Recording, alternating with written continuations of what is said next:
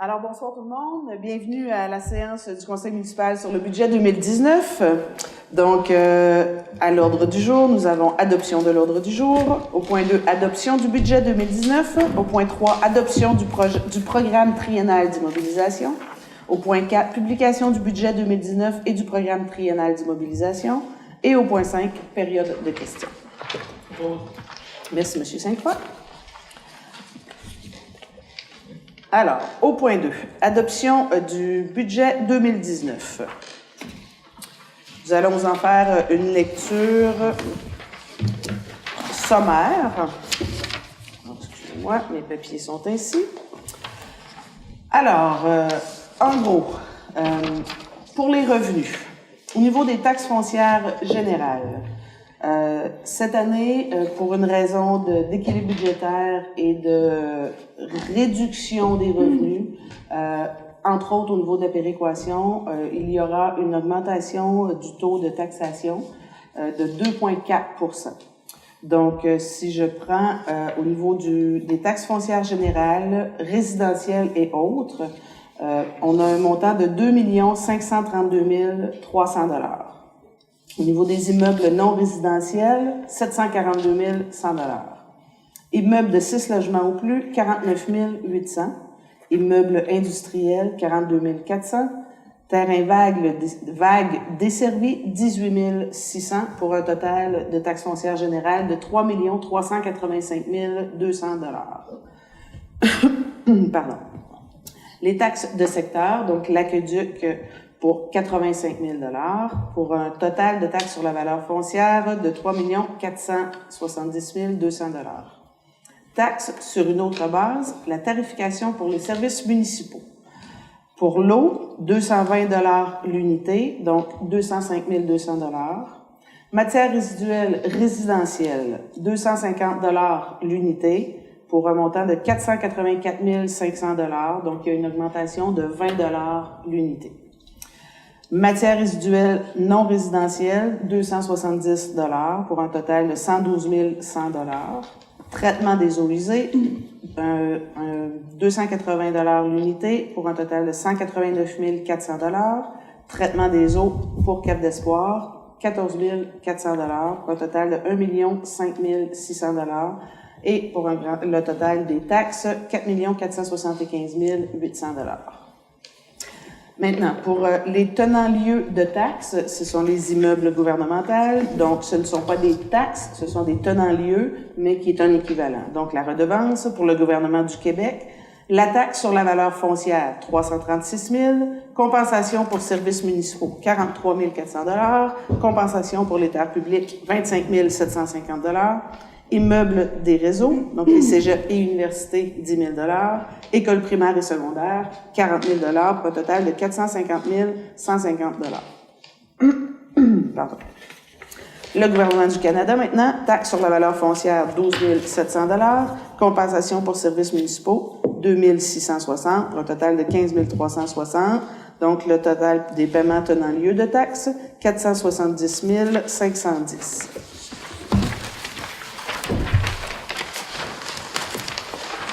Au niveau des transferts, donc le transfert, la péréquation, on a une grosse baisse cette année. C'est ce qui a été un petit peu compliqué, ce qui a fait en sorte qu'on a eu à réfléchir et à travailler le budget, je vous dirais, de façon très assidue cette année.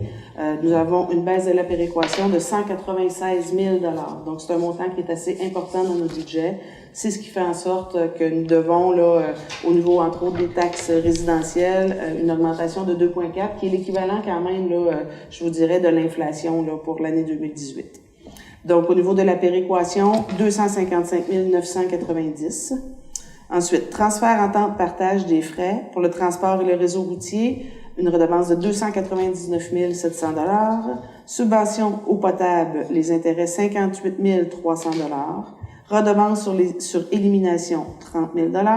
Redevance parc éolien, 107 800 $. Aménagement et développement, aide conseil, 34 700 $. La restauration du Prateau, 3 500 $. Et la subvention aménagement récréo intérêt, 85 000 $, pour un total de 619 000 $. Total des transferts, 874 990. Pour les services rendus maintenant, Administration générale, 26 700. Sécurité publique, 7 000 Transport, entretien d'hiver, 457 000 c'est le contrat avec le MTQ pour le déneigement. Hygiène du milieu, 8 000 Aménagement, urbanisme et développement, 3 000 Loisirs et culture, 50 000 pour un total de 551 700. Imposition des droits, licence et permis, 7 000 Droit de mutation mobilière, 40 000 Droit carrière et sablière, 20 000 et les licences chiens, nous n'avons rien pour cette année. Intérêt bancaire et arriérés de taxes, 75 000 Donc, pour un grand total des revenus pour la municipalité, 6 515 000 Donc, c'est le budget de cette année. On propose un budget équilibré. Donc, on a 120 000 de moins que 2018. Encore une fois, c'est la raison pour laquelle on a une augmentation de taxes, mais on a tenté de travailler beaucoup plus la réduction des frais plutôt comme une augmentation supérieure à ça. Mais c'était un minimum qu'on était en mesure d'offrir. Donc, si on va pour les charges maintenant, donc administration générale, conseil municipal, 189 850, gestion financière et administrative, 487 000, greffe, 113 000, évaluation, 103 100 gestion du personnel, 21 000 et autres, 150 100 Donc, dans les autres, là, c'est les services juridiques, les honoraires, des assurances, des cotisations, là, etc. Sécurité publique maintenant, police, 224 070, une augmentation de 17 600 par rapport à l'an passé. Et on avait, Mme Desgaris, si je ne m'abuse, une redevance a dépassé une compensation de 9 000 Donc, c'est, dans les faits, là, plus près de 25 000 là, d'augmentation, là, si on considère là, la redevance là, qu'on avait là, compensatoire. Donc, encore une augmentation. Sécurité incendie, 278 400 Sécurité civile, 3 000 et autres, 5 700 Donc, c'est en gros là, la portion pour les premiers répondants. Au niveau des transports maintenant, la voirie municipale, 783 200 Enlèvement de la neige, 812 130 Il y a une grosse augmentation par rapport à 2018. On était à 672 800 en 2018. Par contre, dans les faits, on a budgété supérieurement parce qu'en 2018, on est encore plus haut que ça. En 2018, si vous vous souvenez, on avait une équipe réduite, donc il y a eu beaucoup plus d'heures supplémentaires qui ont été payées en 2018, alors que maintenant, en 2019, on a une équipe complète, donc on peut s'attendre avec les horaires d'avoir beaucoup moins de surtemps. Donc, on est à 812 000 Il y a le sel également, donc il y a des frais supplémentaires. Donc, je pense qu'on est beaucoup plus près de la réalité, là, à 812 000 Éclairage de rue, 94 000 Circulation, 3 000 Transport collectif, 34 860 Au niveau de l'hygiène du milieu, approvisionnement et traitement de l'eau potable, 136 460 Réseau et distribution de l'eau potable, 79 500 Traitement des eaux usées, 191 910 Réseau d'égouts, 30 860 Traitement des matières résiduelles, 562 730 Environnement, 5 000 Donc, au niveau des matières résiduelles, là, c'est 90% de la quote-part qu'on remet à la MRC. Là. Nos matières résiduelles sont gérées en régie intermunicipale. Donc, le traitement des matières résiduelles, c'est la grosse là, partie qui est remise à la MRC. Donc, hygiène du milieu pour un total de 1 6 460 Donc, on a une réduction là, par rapport à l'an passé au niveau de l'hygiène du milieu. Logement social, 12 500 Aménagement, urbanisme et développement.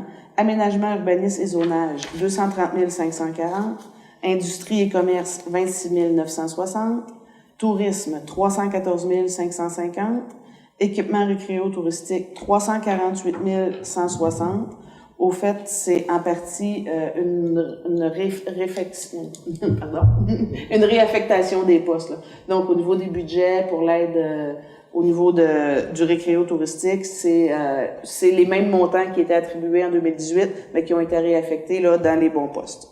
Aux biens patrimoniaux, 98 380 donc pour un total de 1 18 590 Encore là, au niveau de l'aménagement, urbanisme et développement, on est à 30 000 là, 32 000 de moins que l'année passée.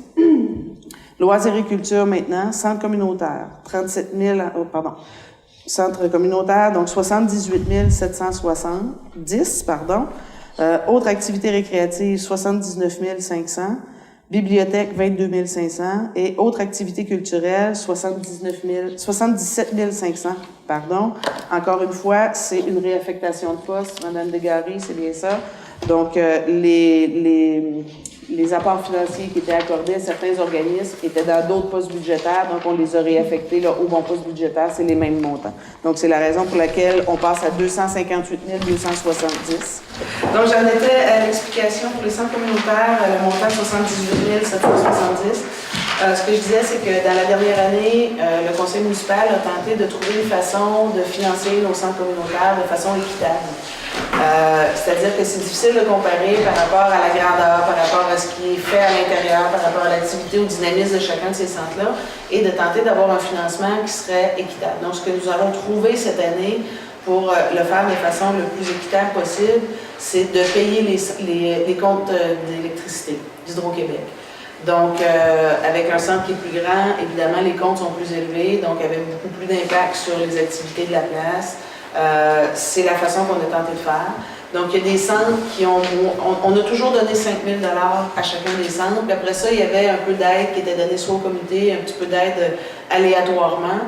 Cette année, ce qu'on a tenté de faire, c'est vraiment d'y aller de façon égale. Donc, payer le compte de chacun des centres. Donc, que ce soit Val d'Espoir, que ce soit Saint-Georges, que ce soit la même chose. Au niveau de Val d'Espoir, au niveau de Saint-Georges, pardon, le district de M. Nicolas Sainte-Croix, c'est un centre qui leur appartient, donc on veut aussi être à l'écoute des besoins si jamais il y avait quelque chose. Donc je le mentionne ici aujourd'hui, je pense que c'est important. Chez Caquette d'Espoir, on avait des difficultés aussi, les comptes d'électricité peut-être plus élevés. Donc c'est une orientation que le Conseil a donnée cette année. Puis je le salue, je pense qu'on est tous très heureux d'avoir, on n'a vraiment pas beaucoup de marge de manœuvre. C'est pas facile de financer, mais je pense que notre communautaire est très important. On l'a mentionné dans les consultations publiques dernièrement, comme quoi les centres communautaires, c'était où se passait beaucoup de nos activités pour avoir une appropriation de notre milieu. Donc, je pense qu'on est très satisfait de ce point-là, tout le monde. Alors, je referme la parenthèse et je poursuis la lecture. Donc, on a dit pour les loisirs et culture, un total de 258 270. Les frais de financement maintenant, donc les intérêts sur la dette à long terme, 273 500.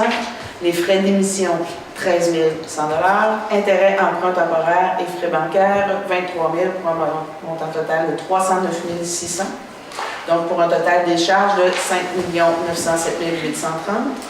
Et maintenant, pour la conciliation des fins fiscales, le remboursement de la dette à long terme, donc la portion capitale, 470 000. Transfert à l'État des activités d'investissement, 47 000. Fonds réservés et affectation, 90 170. Donc, pour un total des charges et conciliation des fins fiscales de 6 515 000, un budget équilibré. Et voilà pour le point.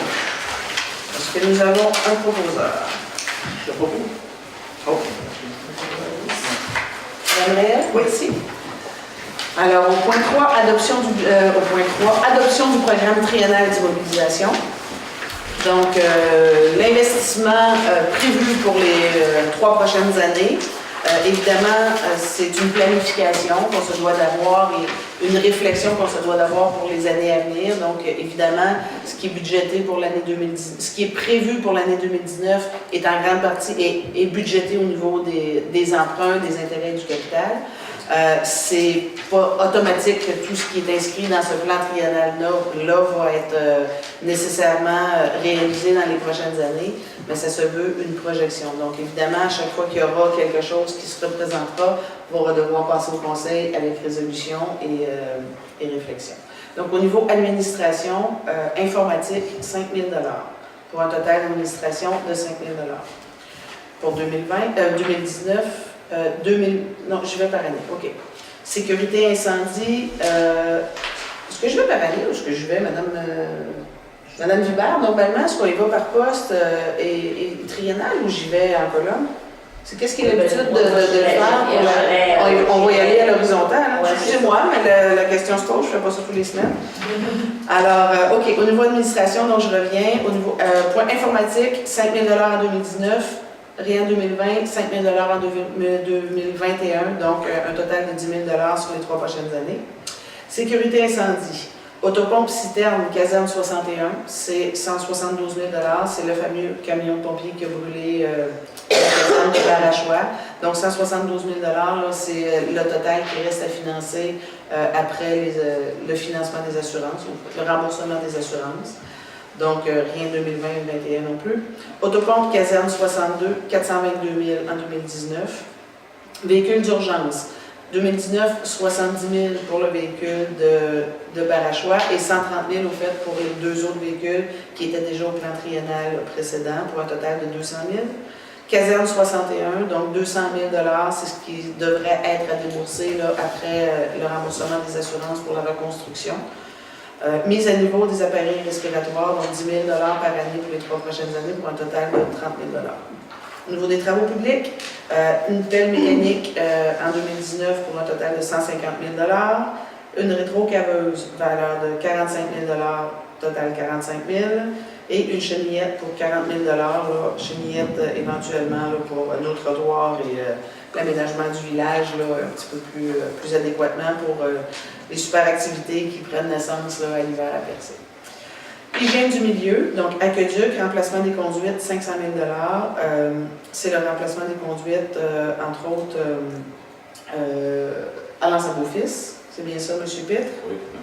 Traitement des eaux usées, station de pompage, 400 000 en 2019 toujours. Donc, c'est la station de pompage qui se retrouve au cœur du village, là, dans le parc municipal.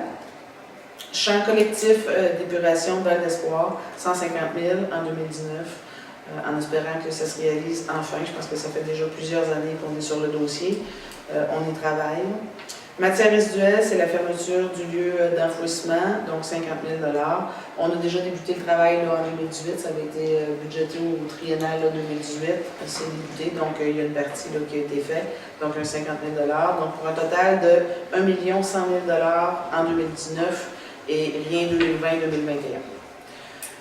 Aménagement, urbanisme et développement, donc rénovation des centres communautaires, 75 000 en 2019, 100 000 en 2020 et 50 000 en 2021 pour un total de 225 000. Site de la rivière aux Émeraudes, donc c'est l'acquisition, tout le monde est au courant, mais la transaction n'a pas été faite, là, ça a été prolongé. Bon, il y avait de l'arpentage, entre autres, à faire là, au courant de l'automne, ça a été réalisé, donc la transaction devrait se finaliser sous peu. Donc 70 000 en 2019, 75 000 en 2020 et 30 000 en 2021 pour un total de 175 000. Et le projet de la côte-surprise, donc c'est la côte-surprise, le chemin, donc directement le chemin du MTQ, avec une mise de fonds de la ville là, aux alentours de 500 000 qui est prévue pour 2021. Donc pour un total d'urbanisme en 2019 de 140 000. Donc le son est reparti encore. Excusez-moi. Donc, je disais pour un total de 145 000 en 2019, 175 000 en 2020 et 580 000 en 2021 pour un grand total de 900 000. Donc, si je regarde le total des activités d'investissement, 2019, 2 359 000, 2020, 315 000 et 2021, 595 000. Donc, pour un total de 3 269 000 prévu pour les prochaines années. Alors, je vais proposeur. Je vais proposer. Excellent hiver. On va dire avec le son ce soir. Hein? Voilà. Donc, au point 4, publication du budget 2019 du programme triennal. Alors, il est proposé que les conseillers acceptent que le budget 2019 ainsi que le programme triennal d'immobilisation 2019-2020-2021 soient et seront publiés dans le journal Gaspésie Nouvelle et de Gaspé Spec. Merci, M. Sainte-Croix. Alors, au point 5, la période de questions. Est-ce que nous avons des questions ce soir? Sur le budget. Voilà. Alors, merci beaucoup. Levée d'assemblée. M. Warren? Pas de problème.